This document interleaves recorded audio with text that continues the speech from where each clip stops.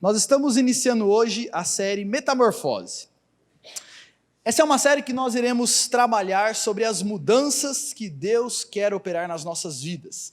A ideia de metamorfose é a ideia de nós estarmos sendo transformados, e eu gosto da ideia de metamorfose porque a transformação, eu já vou colocar uma imagem para você, mas não é uma transformação de uma coisinha ou outra, mas quando um animal passa por uma metamorfose, ele se torna um ser totalmente diferente. E essa metamorfose que Deus quer fazer na minha vida e na sua vida, não é uma metamorfose superficial, não é uma metamorfose na nossa aparência, e nem em alguns comportamentos, ou alguns costumes, ou alguns hábitos que nós temos. Essa é uma metamorfose que Deus quer operar no nosso coração. E isso tem tudo a ver com os planos de Deus para as nossas vidas. E hoje eu quero estudar com você o texto de 2 Pedro, capítulo 1, versos 3 a 9. Eu quero trazer hoje, e essa vai ser a parte introdutória da nossa série, nós iremos estudar sobre algumas verdades fundamentais para a mudança que Deus quer operar nas nossas vidas a partir do texto de 2 Pedro, capítulo 1, versos 3 a 9.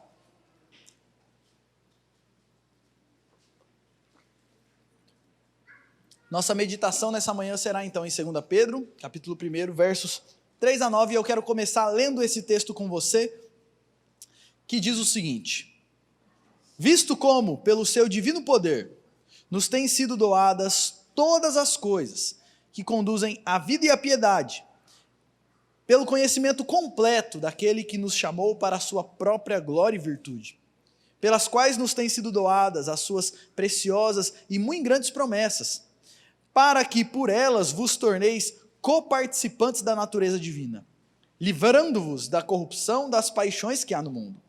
E por isso mesmo, vós, reunindo toda a vossa diligência, associai com a fé a virtude, com a virtude o conhecimento, com o conhecimento o domínio próprio, com o domínio próprio a perseverança, com a perseverança a piedade, com a piedade a fraternidade, e com a fraternidade o amor. Porque essas coisas, existindo em vós e em vós aumentando, fazem com que não sejais nem inativos nem infrutuosos no pleno conhecimento de nosso Senhor Jesus Cristo. Pois aquele a quem essas coisas não estão presentes é cego, vendo só o que está perto, esquecido da purificação dos seus pecados de outrora. Quero começar essa reflexão fazendo uma pergunta para você. Há mudanças? Você acha que há mudanças que precisam ser feitas na sua vida? Quero que você pare agora e por 5 segundos pense. Há mudanças que precisam ser feitas e precisam acontecer em sua vida? Eu acho que ninguém aqui vai falar o seguinte: não, eu não preciso mudar nada na minha vida, eu sou praticamente perfeito. Acredito que todos nós aqui, sem exceção, considera e sabe que há várias coisas em nossas vidas que precisam mudar.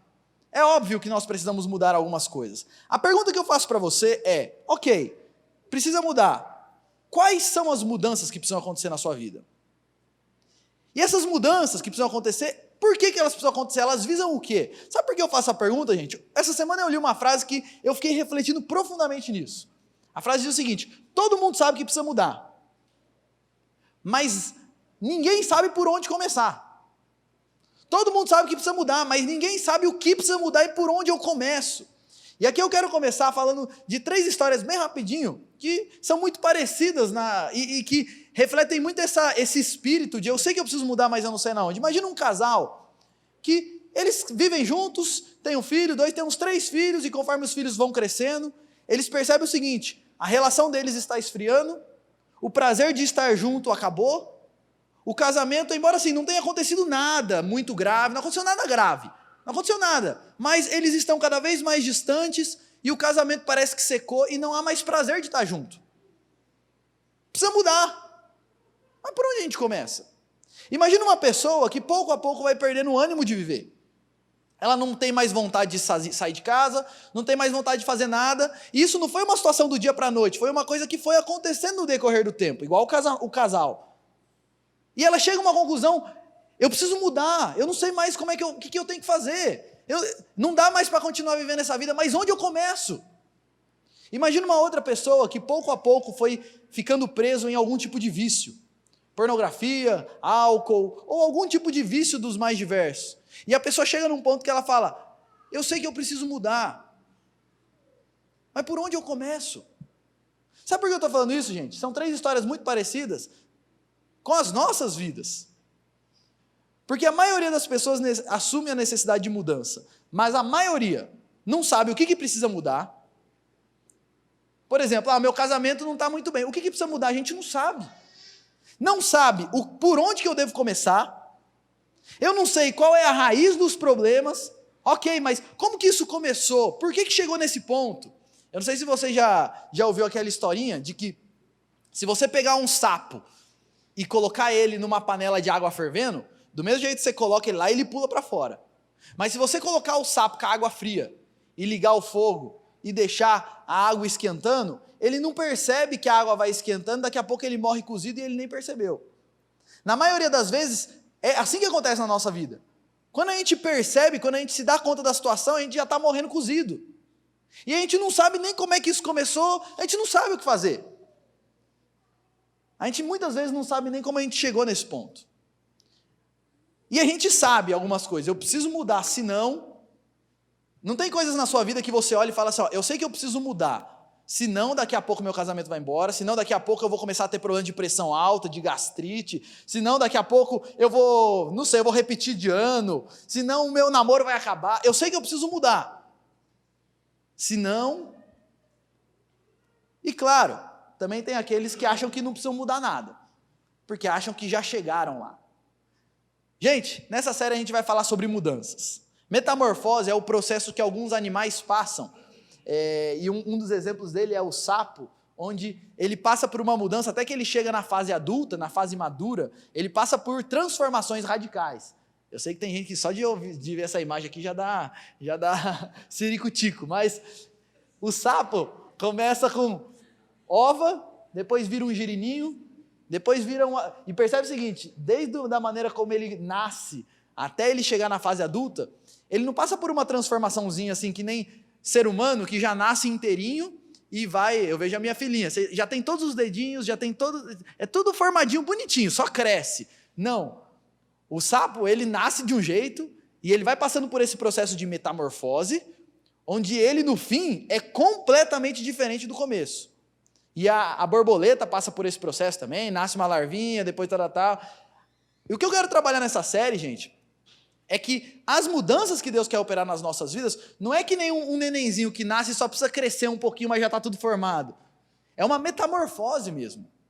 São mudanças, as mudanças que Deus quer operar nas nossas vidas, é algo que quando a gente olha para trás, a gente olha e fala, nossa, não tem nada a ver com o que um dia eu fui.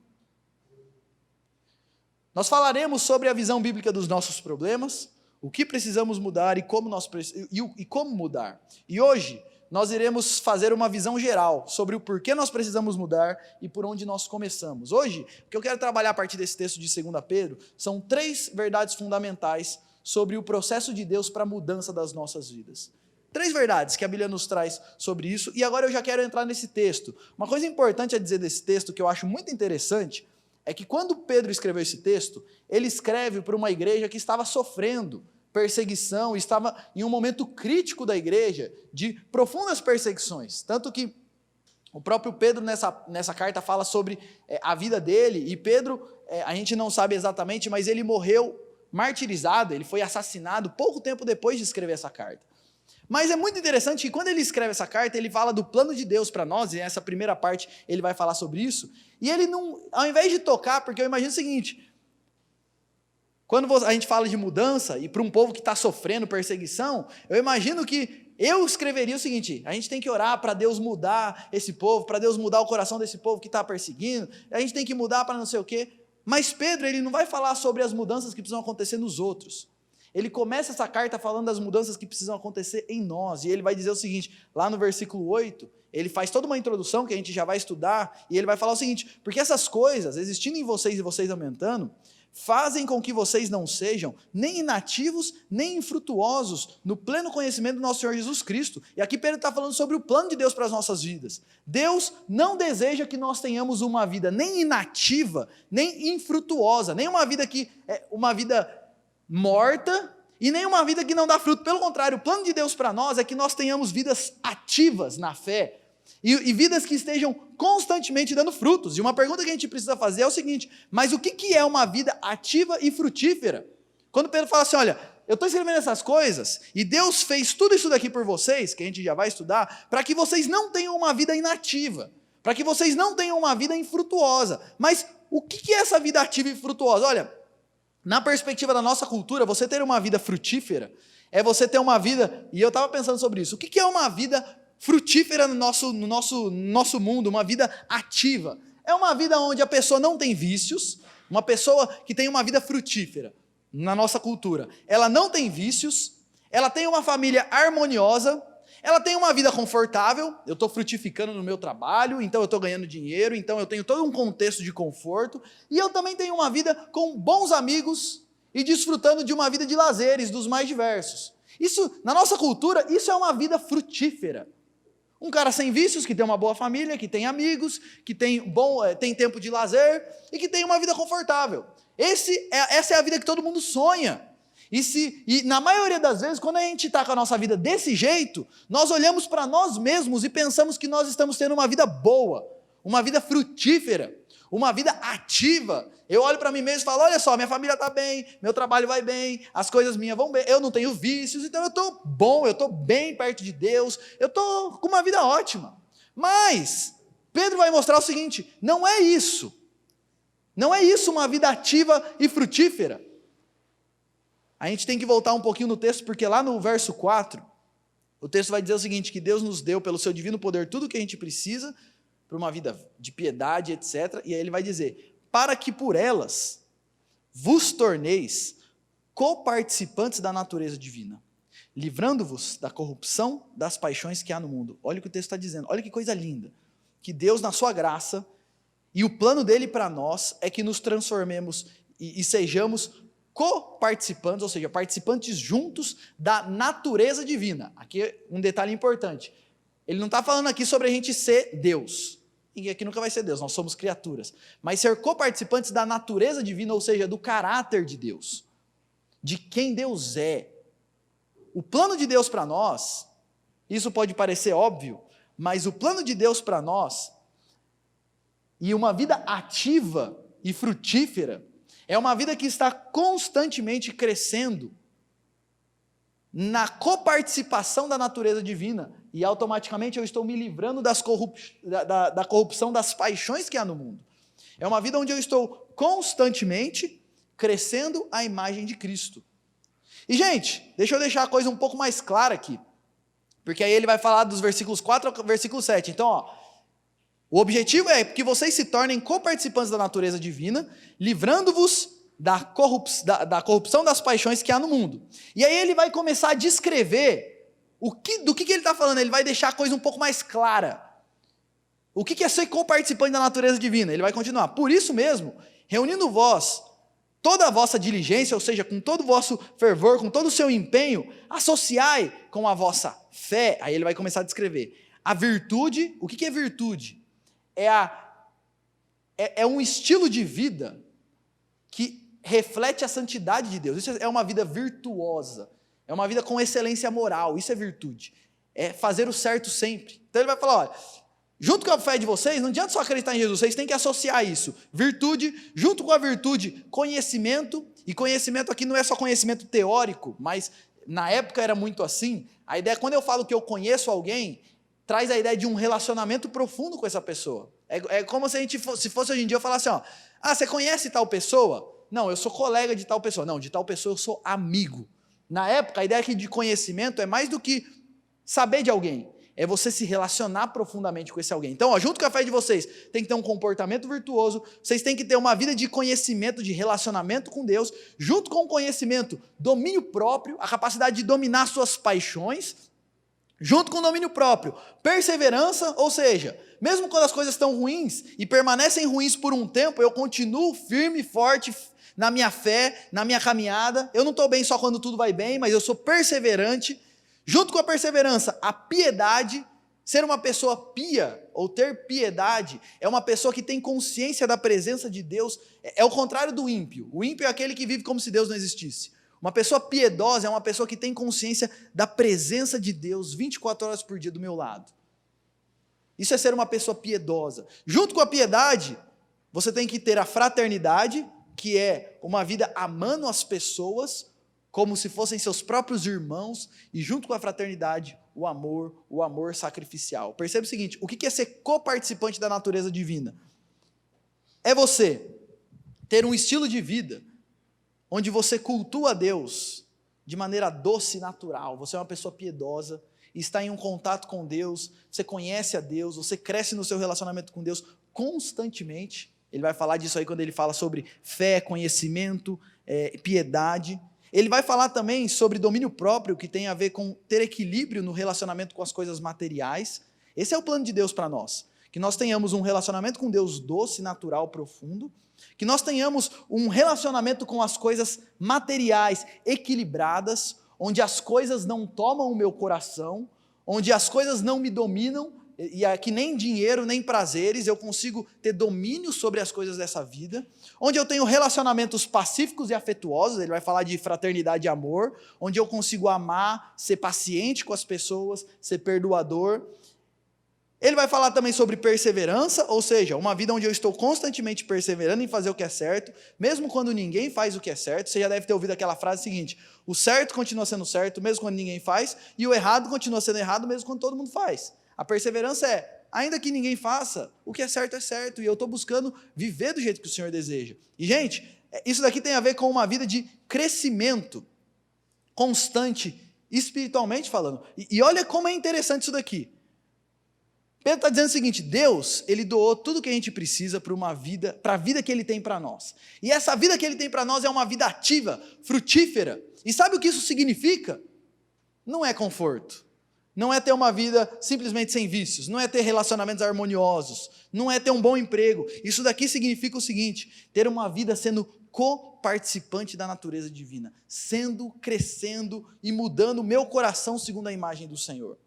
E aí ele vai dizer, porque essas coisas existindo, que coisas? Tudo isso daí que ele falou, fé, perseverança e etc. Todas essas coisas existindo, eu estou lá no versículo 8 de novo, e aumentando, tudo isso daí, a partir do relacionamento com o Senhor, faz com que vocês não sejam ativos e infrutuosos no pleno conhecimento do nosso Senhor Jesus Cristo. Pois aquele a quem essas coisas não estão presentes, ou seja, aqueles que não têm isso acontecendo na vida deles, esse processo constante de mudança, essas pessoas são cegas, vendo só o que está perto, e estão esquecidos da purificação dos seus pecados de outrora. Olha o que ele está dizendo, gente, preste atenção nisso. Sabe o que nos impede de ter uma vida ativa e frutífera? É a nossa própria cegueira espiritual. Olha o que ele está dizendo. As pessoas que não têm essas coisas acontecendo e crescendo na sua vida, elas são assim porque elas estão cegas. Cegas com relação ao real problema. Elas não conseguem enxergar que o maior problema delas não é falta de dinheiro. O maior problema delas não é que a situação em volta dela não é boa. O maior problema delas não é que o marido não ama ela de todo o coração. Existe um problema maior. Só que elas estão cegas. Elas estão cegas com relação à realidade espiritual. O texto vai dizer o seguinte: ele está cego, vendo só o que está perto. Ou seja, ele não consegue ter uma visão para além dessa. Ele pode até chegar aqui na igreja e falar das coisas espirituais, das coisas de Deus, das coisas do outro mundo, mas no dia a dia ele não consegue enxergar nada além do aqui e agora. Cego com relação às realidades espirituais. Cego. A nossa cegueira espiritual faz com que nós sejamos cegos com relação à pessoa e à obra de Jesus. Ele fala, olha, a pessoa está cega, vendo só o que está perto, e ela se esquece da purificação dos seus pecados de outrora. Ela fica cega com relação ao que Cristo fez. O que Jesus fez há 2000 anos atrás não traz diferença nenhuma para a vida dela, porque ela está cega com relação a quem Jesus é e o que Ele fez. E aí eu quero fazer uma pergunta para você.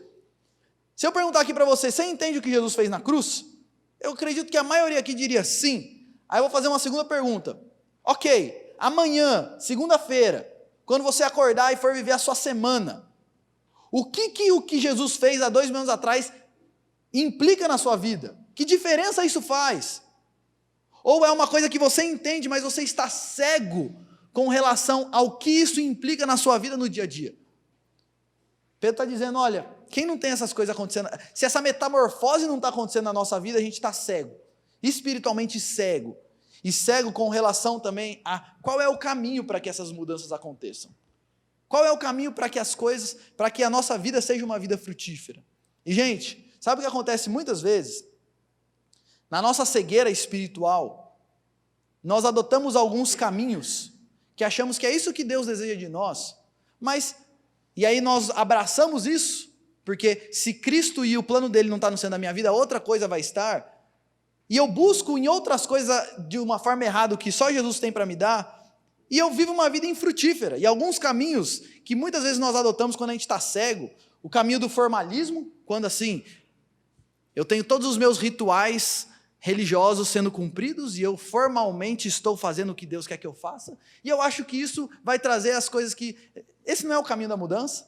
Muitos vão para o biblicismo, aqui a ideia é o seguinte, o cara se apega e o cara acha que porque ele conhece, então ele estuda, e o grande apego dele é ao conhecimento, mas isso não muda vidas. Isso ainda continua fazendo com que as pessoas tenham uma vida infrutuosa. O ativismo, aí a pessoa começa a fazer, e na igreja ela se envolve em tudo, e quando está sentado na mesa e começam a discutir sobre algum assunto, sobre aborto, ela fala um monte, e ela briga por causa disso, porque ela pensa o seguinte, estou buscando a Deus. Misticismo são caminhos que a gente adota às vezes. O misticismo é aquela pessoa que ela busca Deus porque ela quer ter uma experiência sobrenatural e quer sentir um arrepio. Então ela vive pulando de igreja em igreja. Qual é a igreja que vai trazer mais emoção para ela? E quantas pessoas você conheceu e eu conheci, que vão na igreja, choram, ajoelham, rodopiam, vão para lá, vão para cá, imita leão, imita águia, imita jacaré, imita tudo. Acabou o culto, acabou. Segunda-feira a vida continua exatamente a mesma. Porque isso não muda vidas. Não é esse o caminho de Deus para nós. Muitos vão preenche a sua vida com o socialismo, e aqui é socialismo, a ideia não é nada de ideologia, mas a ideia é a seguinte, são os relacionamentos que eu tenho na igreja, o meu vínculo com a igreja é que eu tenho muitos amigos lá, e é isso que me mantém lá. Eu não vou em busca de Jesus, eu vou em busca da parte social, e muitos vão para o lado do psicologismo, e a ideia de que, essa ideia de autoestima, que eu preciso me amar mais para que aconteçam mudanças, etc. Gente, não é esse o caminho de Deus para nós. E eu quero trabalhar aqui então, a partir de agora, 3 verdades fundamentais para uma vida de mudanças. Você quer mudar? Tem 3 coisas que você precisa entender. Você quer viver a metamorfose de Deus para você ter uma vida frutífera, ativa? Tem 3 coisas que você precisa entender. Primeira coisa, nós somos pecadores, mas pecadores perdoados e adotados em Jesus. Pedro vai dizer, e é importante enfatizar esse negócio do somos pecadores, porque Pedro vai dizer o seguinte, que Cristo veio para nos tornar coparticipantes da natureza divina, livrando-vos da corrupção e das paixões que há no mundo. Se eu te fizesse a pergunta, qual é o nosso maior problema? Só tem uma resposta para essa pergunta, sabe qual é? Nós somos moralmente deficientes. E deixa eu explicar isso daqui para a coisa ficar clara para você. Imagina uma pessoa que tem uma deficiência física e por isso ela não consegue jogar basquete, por exemplo. Imagina uma pessoa que tem algum tipo de deficiência física e ela não consegue jogar basquete por causa disso. Ela pode fazer um mestrado de como jogar basquete. Ela pode conhecer todas as regras, todas as técnicas e ter toda a boa vontade do mundo. Ela vai conseguir jogar basquete? Não. Ela é deficiente física e isso impede ela de jogar basquete. Quando o assunto é vida espiritual ou vida moral, a Bíblia vai dizer o seguinte, o nosso coração é corrupto, e nós somos moralmente deficientes, o que significa o seguinte, eu posso saber o que eu tenho que fazer, eu posso ser profissional em todos os textos bíblicos, eu posso saber exatamente qual é o caminho, eu não consigo, porque o meu problema não é falta de entendimento, o meu problema é que eu sou moralmente, o meu coração é corrupto e eu sou deficiente. Eu estava conversando com alguns casais esses dias atrás e eu perguntei assim, gente, o que vocês precisam, o que vocês acham que precisa para ter um casamento feliz? E aí eles começaram, precisa ter respeito, precisa ter companheirismo, precisa falar a verdade, precisa ter fidelidade, precisa ter não sei o quê. E pergunta para vocês, tem que ter tudo isso mesmo para um casamento feliz? Tem que ter. Outra pergunta para você, alguém que casou não sabe disso? Ou todo mundo que casa sabe disso? Sabe, não sabe? Aí deixa eu te fazer uma pergunta, você consegue ser o tempo todo companheiro, perdoador, fiel, blá, blá, blá, blá, blá, blá? O nosso problema não é que a gente não sabe, o nosso problema é que a gente não consegue. E é importante frisar isso daqui, sabe por quê? Porque todos nós aqui, quando a gente fala sobre pecado, a gente fala, não, é verdade, a gente é pecador. Mas na grande maioria das vezes, nós estamos cegos com relação ao que precisa mudar e a gente acha que o verdadeiro problema não está na gente. O verdadeiro problema está, por exemplo, na circunstância. Na verdade, o que eu preciso é de mais dinheiro. Se eu tivesse uma aparência melhor, se eu tivesse me casado melhor, se eu conseguisse sair desse casamento, eu não seria assim. Nós frequentemente colocamos a culpa dos nossos problemas em outras coisas. Você quer ver um exemplo? Não, é porque eu estou numa fase lá no meu trabalho que eu preciso fazer isso. É o meu trabalho que precisa mudar, não sou eu. Nós constantemente, embora nós sabemos na teoria que a gente é pecador, mas no fundo a gente não acredita que esse é o problema.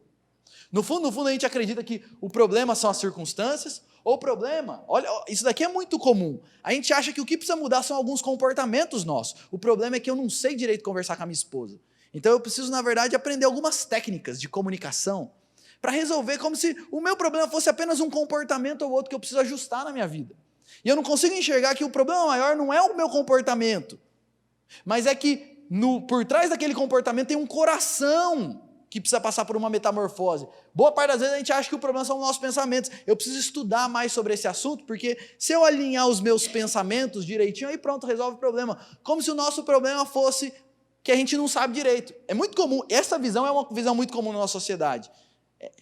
E isso é pregado pelos políticos e etc. Que quando nós tivermos uma boa educação, todos os problemas vão ser resolvidos. Que todos os problemas da terra se resolvem com uma boa educação. Verdade ou mentira? Mentira! O problema das pessoas não é que elas não sabem. Alguém que rouba, não sabe que roubar é errado? Claro que sabe. O problema das pessoas não é falta de informação. O nosso problema não é falta de informação. Muitas vezes nós pensamos que o grande problema é que a pessoa não se ama, é o conceito próprio, a questão da autoimagem, o coração dela está vazio de amor, então precisa ser preenchido e etc. Não, a Bíblia vai falar que o coração de ninguém está vazio, pelo contrário, está cheio, mas está cheio da coisa errada. O que precisa acontecer é uma mudança no coração. Não, eu preciso sentir mais o amor de Jesus. Como se o problema fosse meu coração estar vazio. Gente, o que eu estou querendo enfatizar aqui? A gente precisa entender, e essa é uma verdade fundamental para a mudança, o grande problema é o nosso coração corrupto, que ama as coisas erradas.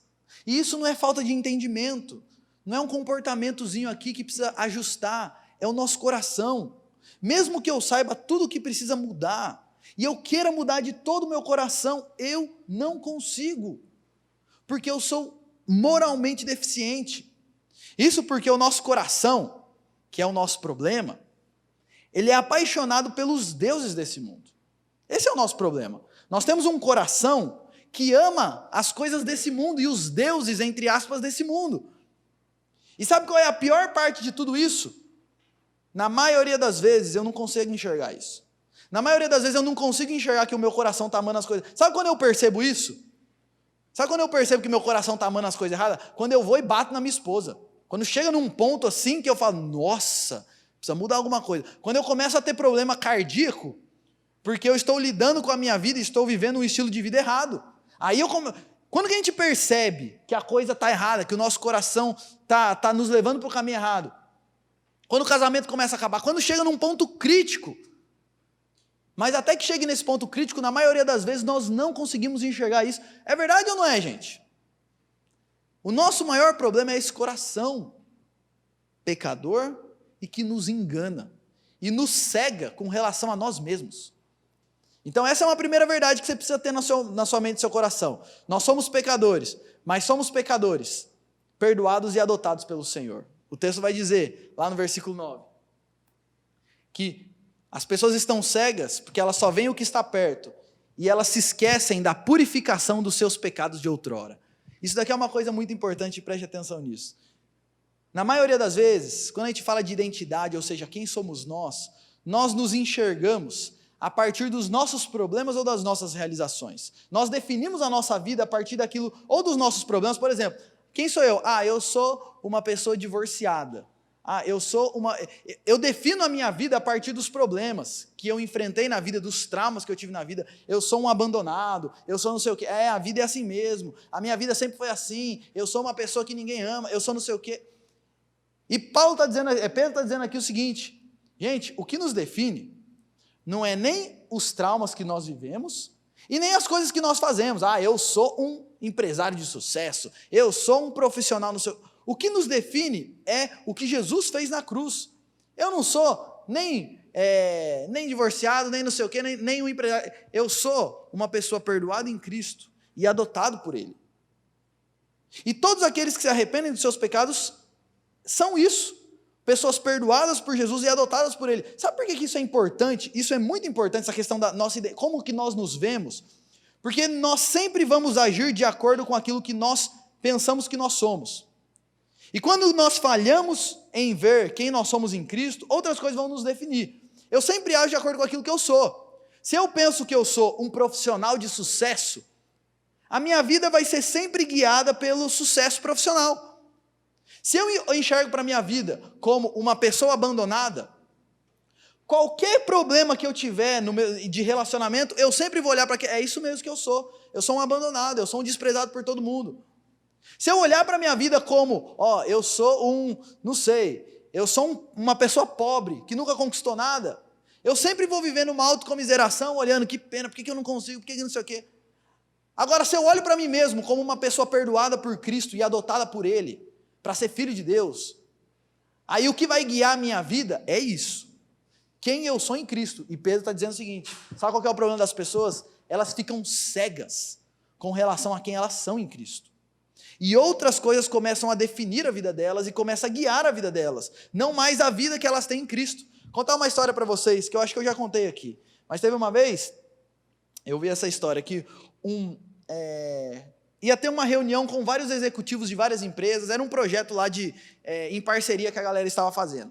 E aí, sentou na mesa vários executivos, e eles começaram a se apresentar, ninguém se conhecia, então cada um foi se apresentando. Então, chegou primeiro, meu nome é fulano de tal, eu sou executivo da empresa tal, sou formado em tal lugar, já conquistei tal coisa, tal coisa, tal coisa. Beleza. E estou aqui para... Segundo, meu nome é fulano de tal, eu trabalho na empresa tal, estou lá há tantos anos, já fiz isso, tá lá. Terceiro, e aquele discurso de autoexaltação e etc. Aí chegou a vez do cara que era crente no meio. Ele levantou e falou, meu nome é João, não sei como é que era o nome dele, mas meu nome é João, eu sou casado, tenho 2 filhos e eu sou perdoado. E ele se assentou. E eu ouvi essa história e eu fiquei pensando, puxa, o que me define não é o que eu faço, não é minhas realizações, não são meus diplomas. Isso daí daqui a pouco vai acabar tudo. O que me define é quem eu sou em Cristo. E isso muda tudo na nossa vida, gente. Quando eu tenho uma briga lá na minha casa, se eu me enxergo como uma pessoa que sempre é desprezada, eu vou agir de um jeito. Se eu me enxergo como alguém que foi perdoado e adotado pelo Senhor, eu vou agir de outro. Quando alguma coisa está me tentando, eu vou num lugar onde eu estou sofrendo a tentação, se eu me enxergo como, eu sou amigo da galera e eu tenho que participar junto, eu ajo de um jeito. Se eu me enxergo como alguém que foi perdoado e adotado pelo Senhor, eu ajo de outra maneira. Nós precisamos entender o seguinte, eu preciso entender que eu sou um pecador e que meu coração precisa mudar. Mas eu preciso entender também que junto com isso, eu sou perdoado e adotado em Jesus e por isso eu preciso viver uma nova vida. Essa é a primeira verdade fundamental para o nosso processo de mudança. Somos pecadores, mas pecadores perdoados e adotados em Jesus. Segunda verdade fundamental para uma vida de mudanças, e preste atenção nisso. Nós temos tudo o que precisamos para mudar. Eu quero ler com você os versículos 3 e 4 e fazer alguns destaques nesses versículos. Olha que coisa linda. Esses 2 versículos são maravilhosos da palavra do Senhor. Ele diz o seguinte, visto como, pelo seu divino poder, nos têm sido doadas todas as coisas que conduzem à vida e à piedade, pelo conhecimento completo daquele que nos chamou para a sua própria glória e virtude, pelas quais nos têm sido doadas as suas preciosas e muito grandes promessas, para que por elas vos torneis coparticipantes da natureza divina, livrando-vos da corrupção das paixões que há no mundo. Olha o que esse texto está ensinando. Pelo poder de Deus, foi doado a nós. A ideia aqui de nos tem sido doado é o seguinte, é uma coisa que foi dada e continua à nossa disposição. Está sendo doada, está aí para vocês. Todo o recurso que vocês precisam está aí. Está tudo à disposição. Olha o que ele está dizendo.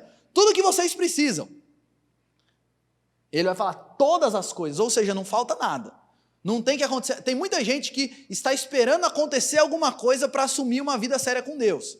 Ou está orando, falando assim, eu estou orando para ver quando que Deus vai querer trabalhar isso na minha vida. O texto está dizendo o seguinte, tudo o que você precisa foi doado, está doado, não falta nada. Todas as coisas, e ele vai dizer, que nos conduzem a quê? A vida e a piedade. Todas as coisas que a gente precisa para ter uma vida conduzida à piedade, e a ideia da piedade aqui é uma vida profunda com o Senhor, uma vida tendo a consciência da presença de Deus e servindo ao Senhor o tempo todo, nos foi doado. Sabe o que significa? Tudo que eu preciso para viver essa metamorfose, aqui e agora, já foi dado pelo Senhor. E ele continua, pelo conhecimento, para que vocês se tornem coparticipantes da natureza divina, e Deus quer mudar o coração de vocês. Esse texto é muito profundo, porque olha o que ele está dizendo. Você deseja ser uma pessoa que tem mais autocontrole? Tudo que você precisa já foi doado. Você deseja ser uma pessoa que ama menos as coisas materiais e se dedica mais ao Senhor? Se você é crente, tudo que você precisa você já tem para viver isso. Você é uma pessoa muito invejosa e precisa mudar nessa área? Tudo que você precisa para mudar, você já tem disponível. Todas as coisas nos foi doadas, e aí ele vai, e quais são esses recursos? O que é esse negócio que nos foi doado, que nos conduzem à vida e à piedade? Ele vai dizer, Deus nos deu isso pelo divino poder dele, e a palavra aqui para poder, no texto original, é a palavra da onde vem a nossa palavra dinamite. Então imagina isso, é uma explosão de poder de Deus que nos foi dado para a vida e para a piedade, e olha que bonito isso daqui, pelo conhecimento completo. Nos foi doado como? Por meio do conhecimento completo daquele que nos chamou para a sua própria glória e virtude. Lembra que conhecimento tem a ver com relacionamento. E olha o que ele está dizendo, por meio de um relacionamento pessoal com Cristo. Em Cristo, e em Cristo habitando em mim, eu tenho tudo o que eu preciso para viver uma vida me livrando das corrupções desse mundo. Uma vida servindo, uma vida de piedade ao Senhor. E eu acho muito bonito esse texto, porque ele vai falar o seguinte, esse Cristo nos chamou para quê? Para a sua própria glória e virtude. Ele nos chama para Ele mesmo. Ele nos chama para irmos em direção a Ele e desfrutarmos da presença e do poder dEle e sermos transformados por Ele. E Ele nos doou as suas preciosas e muito ricas promessas, a sua própria presença e o seu poder em nós. Deixa eu te fazer uma pergunta. Você precisa mudar no seu relacionamento com a sua esposa? Deus nos deu tudo o que a gente precisa, e tudo que a gente precisa não é a palavra para você saber o que você tem que fazer. A palavra é importante, mas mais importante do que a palavra é a presença de Cristo em nós, que nos dá poder para praticar a palavra. Tudo que a gente precisa, gente, para viver essa vida de metamorfose, nós temos na pessoa de Jesus. O texto está nos dizendo isso. A presença de Cristo nos empodera. A provisão do Senhor para nós vivermos uma vida de mudanças é mais do que ordens e promessas da Escritura. É a presença do próprio Cristo. Lembra que eu falei que a gente é deficiente moral? A gente precisa de um poder moral e espiritual. E esse poder nós temos em Cristo. A nossa esperança não está em conhecimento, não está no esforço, não está em nada que nós fazemos, mas em uma pessoa, Jesus. E, com a consciência e o foco na presença de Jesus, nós enfrentamos todas as lutas que a gente precisa com coragem e esperança. Quando a gente não tem consciência da presença de Cristo, o que acontece? Eu começo a viver algum problema, eu começo a ficar preocupado, agoniado, pensando, e agora o que eu vou fazer? Mas quando eu tenho consciência é o seguinte, tudo que eu preciso eu tenho em mim, a presença de Cristo, eu parto para cima e falo, eu posso enfrentar isso, eu posso vencer isso. Eu posso enfrentar essa situação dentro da minha família, no meu casamento e etc., porque eu tenho em mim o poder de Cristo habitando em mim, o próprio Cristo habita em mim, Ele me doou tudo o que eu preciso. Eu posso vencer os meus vícios, eu posso deixar de ser uma pessoa tão irada. Então eu vou lutar contra isso e vou partir para cima, porque a presença de Cristo habita em mim. A segunda verdade, fundamental para uma vida de mudanças é, tudo o que nós precisamos para mudar, nós temos em Cristo. Ele habita em nós e o poder dele habita em nós. E uma terceira verdade fundamental, e a última verdade, é que mudança, gente, deve ser o nosso estilo de vida. Metamorfose, e essa ideia de constante mudança, não é só uma coisa que precisa acontecer aqui e acolá, deve ser o nosso estilo de vida. Pedro vai dizer lá no versículo 8, essas coisas, as virtudes que têm a ver com sermos coparticipantes da natureza divina, existindo em vós e em vós aumentando, fazem com que vocês não sejam nem inativos nem infrutuosos. Olha o que ele está falando. Essas coisas têm que existir em vocês e crescer, e aumentar, constantemente, constantemente, constantemente. A ideia é mais ou menos o seguinte, imagina que essa linha aí representa a sua vida, e a cruz é o momento onde você se encontrou com Jesus. A partir desse momento, a sua vida tem que ser constantemente uma metamorfose, onde você está constantemente crescendo, mudando, sendo transformado. Passou 1 ano de vida cristã, você está mudando. Passou 5 anos, você continua mudando. Passou 10 anos, você continua mudando. Não é só uma coisa, um ajuste que precisa acontecer aqui e acolá. É uma coisa que precisa acontecer constantemente. Alguns erros comuns, quando o assunto é mudança, tem muita gente que pensa que já chegou lá. Ah não, sou um marido assim, sou não sei o quê, eu estou... assim, preciso fazer uns ajustezinhos aí, mas estou mais para bem do que para mal. Tem muita gente que vive como se só estivesse esperando Jesus voltar para ir para o céu. Estou esperando morrer para ir para o céu, não tem mais nada para fazer espiritualmente falando. E eu diria que o principal erro que nós cometemos é a gente pensar que, não, eu sei que eu só preciso fazer alguns ajustes na minha vida. Sabe qual é a sensação que nós temos na maioria das vezes sobre as nossas próprias vidas? É como se fosse uma máquina que está funcionando, mas só precisa apertar uns parafusinhos que está meio solto. Assim, o negócio está funcionando. Só precisa apertar uns parafusinhos aqui, um parafusinho ali, para a coisa continuar caminhando bem. Pedro está dizendo, não, gente, não é só uns ajustezinhos que precisam ser feitos aqui e acolá. Mudança tem que ser uma constante nas nossas vidas. Uma constante nas nossas vidas, ser o caminho com Jesus.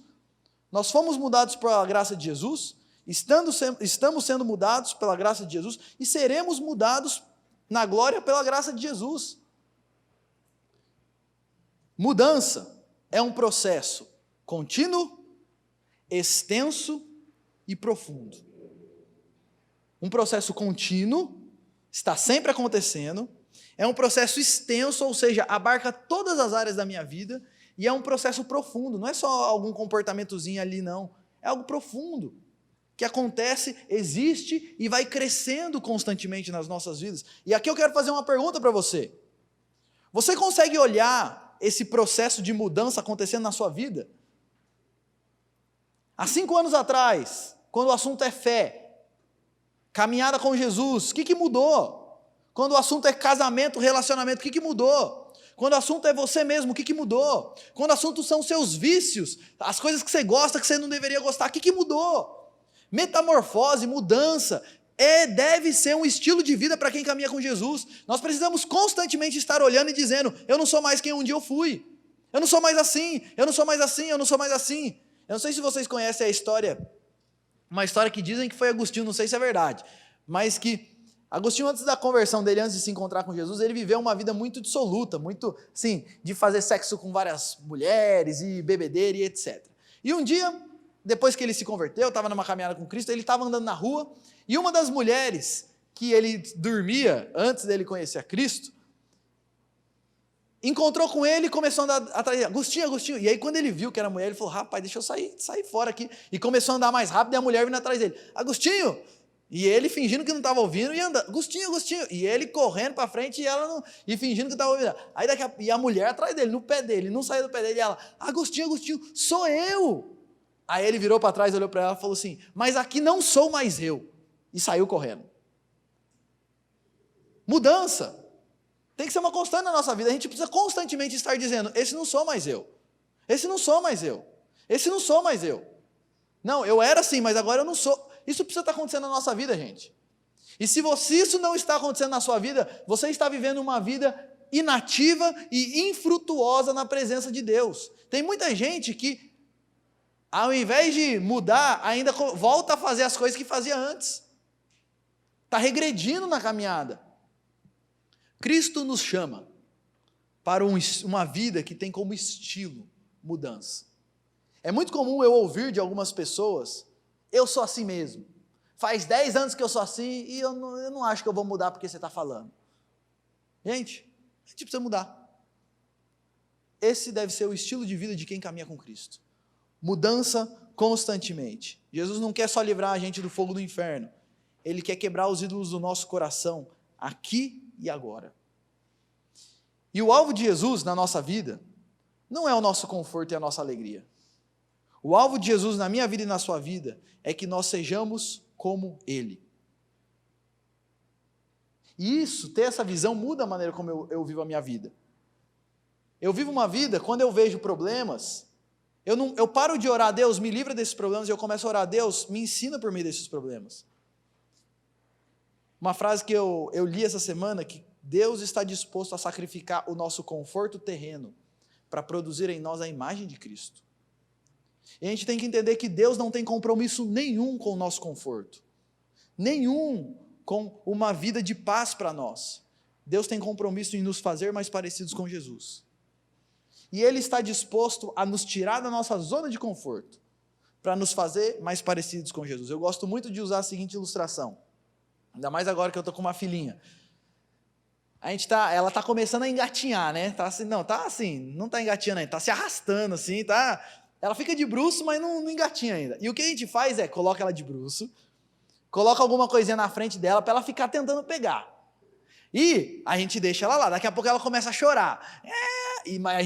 Só quando ela começa a chorar muito que a gente pega ela e tira ela, mas a gente fica forçando ela, para ela aprender e se desenvolver. Gente, Deus faz exatamente a mesma coisa com a gente. Ele nos coloca em algumas situações desconfortáveis, a gente começa a chorar, mas Ele deixa a gente lá. Porque o compromisso de Deus não é com o nosso conforto, é com o nosso desenvolvimento segundo a imagem de Cristo. E eu quero que você entenda isso, que Jesus não morreu na cruz para te dar uma vida confortável. Ele morreu na cruz para nos livrar das nossas paixões. E isso não vai ser só lá no céu, começa aqui e agora. E esse é o compromisso de Deus conosco. Eu sei que essa não é uma mensagem muito atrativa, não é muito popular isso. Porque as pessoas que elas gostam de ouvir Jesus morreu para te trazer vitória, para te trazer cura, para te trazer uma vida assim, antes eu era pobre, agora eu ando de Ferrari. É isso que as pessoas têm falado sobre vida cristã e sobre vida espiritual aí. Mas a grande realidade que a Bíblia nos traz é que Jesus morreu para mudar, não o nosso exterior, mas o nosso interior, para mudar o nosso coração. E é por isso que mudança deve ser um estilo de vida para quem conhece a Cristo. O nosso problema é que, o que nos impede de ter uma vida ativa e frutífera é a nossa cegueira espiritual. A gente não vê a nossa identidade em Cristo, a gente acha que o problema é externo, a gente não crê na provisão de Deus, achamos que com os nossos recursos a gente vai conseguir chegar lá, e a gente não entende que nós precisamos nos engajar em um processo de constante mudança. O que a gente não quer é sofrer, mas de resto a gente não está preocupado com muita coisa. E o que Deus nos chama hoje é que a gente tire a nossa venda espiritual e comece a olhar para o que Ele quer trabalhar nas nossas vidas. E eu quero terminar trazendo algumas questões finais para você refletir. Você consegue enxergar as mudanças que precisam acontecer dentro de você? Você ouviu um monte de coisa aqui nessa manhã. Você consegue olhar para você mesmo e enxergar as mudanças que precisam acontecer dentro de você? Que tem que fazer mudança, todo mundo sabe, mas você consegue enxergar quais são as mudanças que precisam acontecer? Você entende que todo o poder necessário está em uma pessoa, que é Jesus? E você tem um relacionamento com esse Jesus, a sua confiança está nele. Você entende que todo o poder que eu preciso para mudar está numa pessoa, é Cristo. Então o que eu preciso é crescer no pleno conhecimento desse Cristo e que Ele seja o centro da minha vida. Sua confiança está em Cristo ou está em outras coisas? Quantas vezes nós confiamos... não, agora eu estou conversando com fulano de tal, agora vai resolver minha vida, agora eu estou fazendo tal coisa, A gente coloca confiança em tanta coisa para resolver nossos problemas, mas não coloca confiança no poder de Deus, que se manifestou na pessoa de Cristo vivendo em nós. Ele é o nosso poder.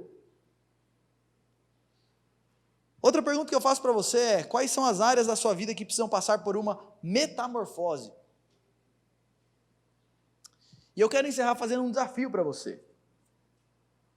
Peça a Deus que esse Deus te sonde e se comprometa com o processo. Eu quero terminar falando de um último versículo, Salmo 139, 23 e 24, quando o salmista diz o seguinte: sonda-me, ó Deus, conhece o meu coração, prova-me e conhece os meus pensamentos, vê se há em mim algum caminho mau e guia-me pelo caminho eterno. Sabe o que o salmista está dizendo aqui? Senhor, nem eu me conheço, nem eu sei o que precisa acontecer dentro de mim. Me sonda, o Senhor que me conhece melhor do que qualquer um, me sonda. E Deus, Se tiver alguma coisa errada, me mostra, vê se há em mim algum caminho mau e me guia pelo caminho eterno. E eu quero encerrar essa reflexão desafiando você a fazer essa oração a Deus, pedindo que Ele te sonde, Ele mostre para você quais são as metamorfoses que Ele quer operar na sua vida. E se comprometa, Senhor, não só me mostra, mas eu me comprometo, Senhor. Eu vou me engajar nos processos de mudança que o Senhor tem para a minha vida. Eu vou parar de levar a minha vida espiritual na maciota, no ponto morto, e eu quero me engajar naquilo que o Senhor tem para fazer na minha vida. Então me sonda. O Senhor me conhece, vê se há em mim algum caminho mau e me guia, Deus. Eu quero viver essa vida de constante mudança em Cristo Jesus. E eu quero dar a oportunidade para você fazer isso, para você ter um tempo, mais um tempo de oração. Baixe sua cabeça agora e fale com o Senhor. Coloque a sua vida diante dEle. Peça que Ele te sonde. Ele que te conhece. Ele que te conhece melhor do que você mesmo. Ele que enxerga aquilo que você não enxerga, muitas vezes por causa da nossa cegueira espiritual. Faça essa oração ao Senhor. Peça, Senhor, sonda-me.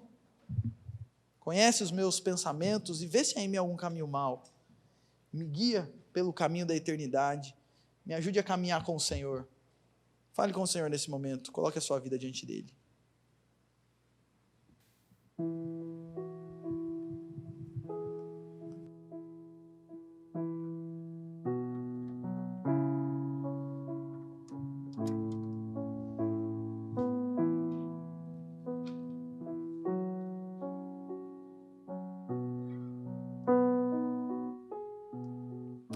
Deus, o Senhor é o Deus que nos sonda, que nos conhece melhor do que nós mesmos.